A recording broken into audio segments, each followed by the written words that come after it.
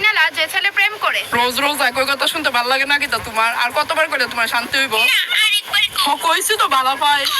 আরে ভালো পাই মা।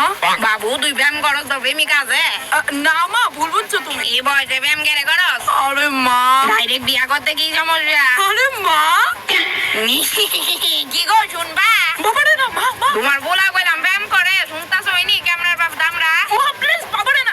18 হইছে না আর হনি ব্যায়াম।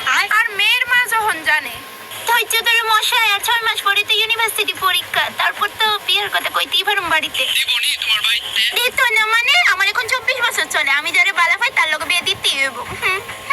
শিমশিম তোরে পড়াশোনা করেছিলাম যাতে তুই আজকে এই দিনটা দেখাইতে পারস না। মা